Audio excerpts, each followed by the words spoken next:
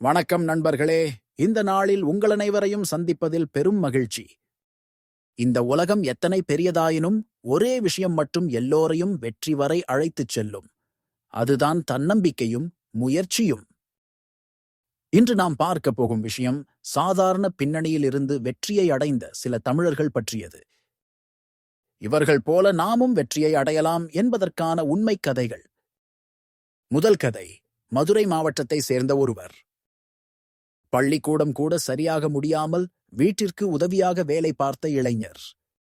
ஆனால் சின்ன வயதிலிருந்து வண்டிகளை அன்புடன் பார்த்தவர்.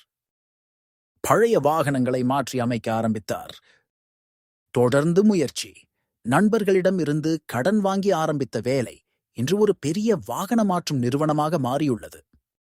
இன்றைக்கு அவர் வருடம் பல கோடி வருமானம் பெறுகிறார். இது எப்படி முடிஞ்சது? அவர் சொல்வதாவது, வேலை செய்ய தயாராக இருந்தால் வாய்ப்பு வந்து தேடி வரும். இரண்டாவது கதை, திருநெல்வேலியில் பிறந்த ஒரு பெண். இளமையில் கல்யாணம், பிறகு வாழ்வில் ஏராளமான சிக்கல்கள். பிள்ளைகளுக்காக மட்டும் வாழ்ந்தவர். ஒரு நாள் இணையத்தில் கைவினைப் பொருட்கள் பற்றி காணொளி பார்த்து முயற்சி செய்தார். முதல் மாதம் வந்தது 10 ரூபாய். ஆனால் விடாமுயற்சியால் இன்று அவருடைய கைவினைப் பொருட்கள் அமெரிக்காவுக்கும் போகிறது. இது வெறும் தொடக்கமே என்று அவர் சொல்கிறார். மூன்றாவது கதை, திருச்சியில் பிறந்த விவசாய குடும்பத்தை சேர்ந்தவர். நீண்ட நாள்கள் வேலையில்லாமல் இருந்ததால் வாழ்க்கை நெருக்கடியில் சென்றது. ஒரு நாள் நண்பர் ஒருவரிடம் இருந்து வீடியோ எடிட்டிங் பற்றி அறிந்தார். தனக்கு ஏதாவது ஒரு திறமை இருக்கிறதா என்பதை முயற்சி செய்தார். நாளுக்கு நாள் கற்றுக்கொண்டார். இன்று அவர் யூடியூப், நிறுவன விளம்பரங்கள், திரைப்படத்துறையில் தொழில்நுட்ப ஆலோசகர். மாத வருமானம் 1 லட்சத்தை தாண்டுகிறது.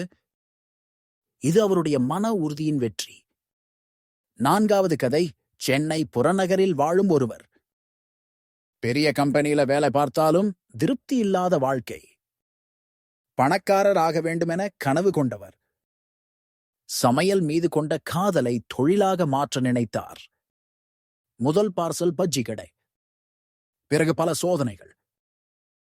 இப்போது அவர் நடத்தும் உணவகம் சென்னை முழுவதும் பிரபலமாகிவிட்டது. மொத்தம் 5 கிளைகள். இதுதான் உண்மையான கனவுகளை நனவாக்கும் முயற்சி. ஐந்தாவது கதை, விழுப்புரம் பகுதியை சேர்ந்த இளைஞர். வீட்டில் செலவுகள் அதிகம், வேலைவாய்ப்பு இல்லை. ஒரு நாள் மொபைலில் உள்ள கேமரா வைத்து கிராமத்து வாழ்க்கையை படம் பிடிக்க ஆரம்பித்தாரு. அதற்காக யாரும் கவனம் செலுத்தவில்லை. ஆனால் சில மாதங்களில் அவருடைய வீடியோக்கள் பல லட்சம் பார்வையாளர்களை ஈர்த்தன. இன்று அந்த இளைஞர் யூடியூப் மூலம் வருமானம் சம்பாதிக்கிறார். மேலும் பல தளங்களில் பேச்சாளராகவும் வரவேற்கப்படுகிறார். இப்படியெல்லாம் சாதாரண வாழ்க்கையிலிருந்து வெற்றியை அடைந்தவர்கள் எண்ணற்றோர்.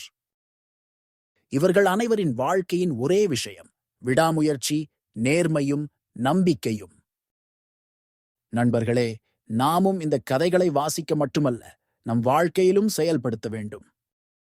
நம்மை நாமே நம்பினால் இந்த உலகத்தில் எதையும் சாதிக்கலாம். நிச்சயமாக இந்த கதைகள் உங்களுக்கு உந்துதல் தந்திருக்கும் என நம்புகிறேன்.